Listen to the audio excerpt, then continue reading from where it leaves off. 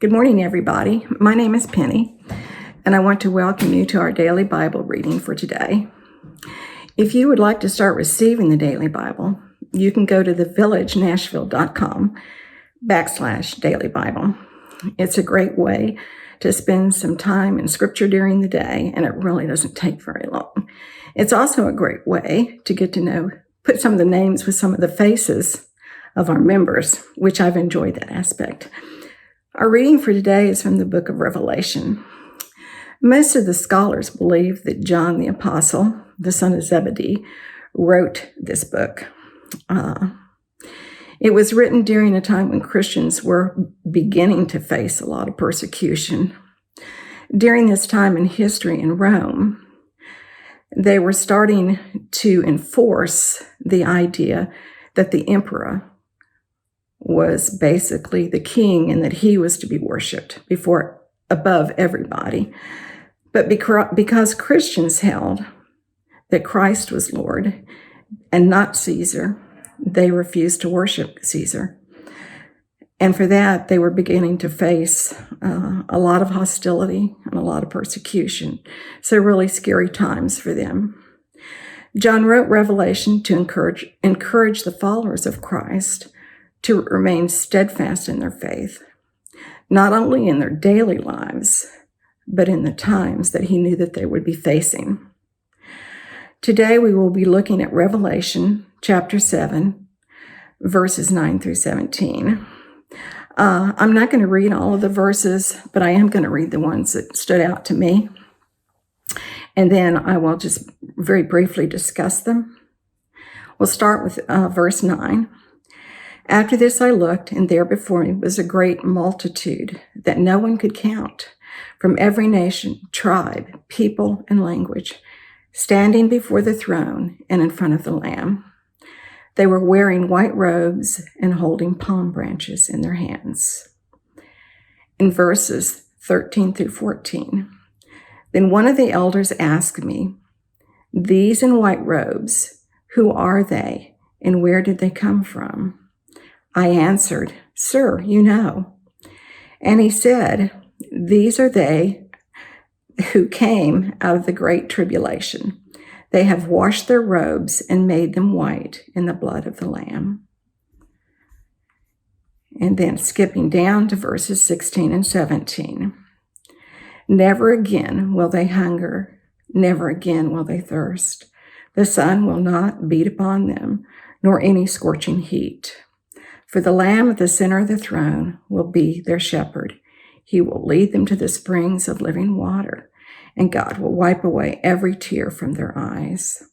In between some of these verses, the great multitudes were singing praises to God and honoring him, worshiping him, and praising him. For me, I often find the book of Revelation very difficult to read and to understand, mainly because the style of writing is very symbolic, and it was also written over 2,000 years ago. So it leaves itself open to a lot of different interpretations.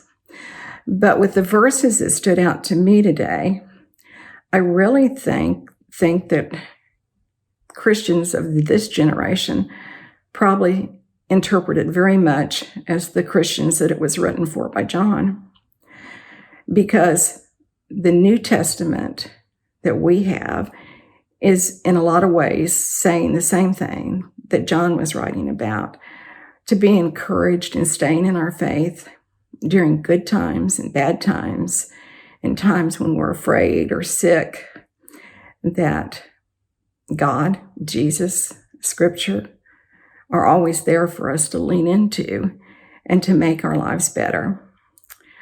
But then John went a little farther, and if you go back and if you look at some of the symbolism of the verses that I read, the multitudes, I think, represents, if you remember, Jesus sent his disciples out to the corners of the earth to bring followers to his calling, that those would represent the multitudes. The white robes, symbolic of Christians being made clean by the blood of Christ.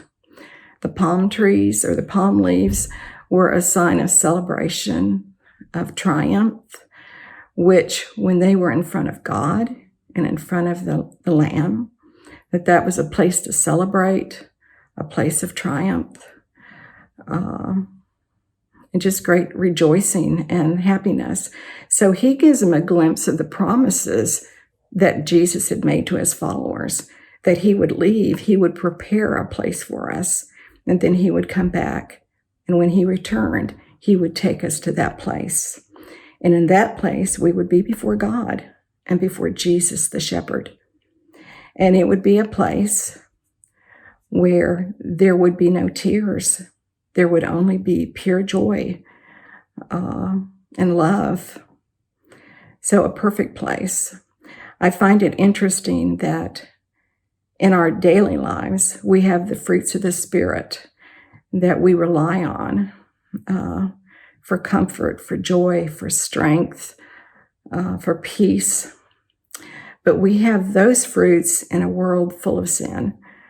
So sometimes it's hard to maintain that unless we really stay in our faith and lean into it every day.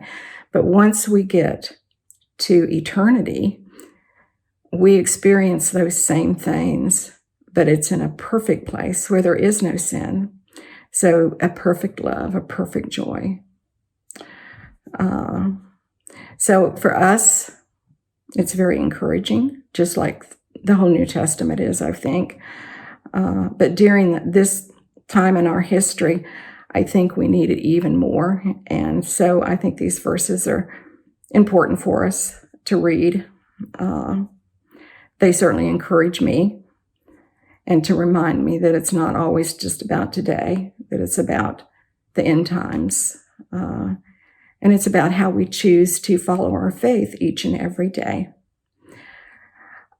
I think after any Bible reading, that hopefully, I ask myself, what did I take away from it? Which I've already told you, the importance of staying in the Bible or in prayer, being with other Christians, however we feel close to God and connected to God. And then how that's going to show in the life that you lead.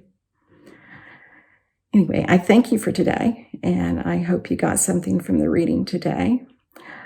My prayer for all of us would be that we would have a blessed day and that we find the opportunity to be a blessing to others. Have a great day. Thank you.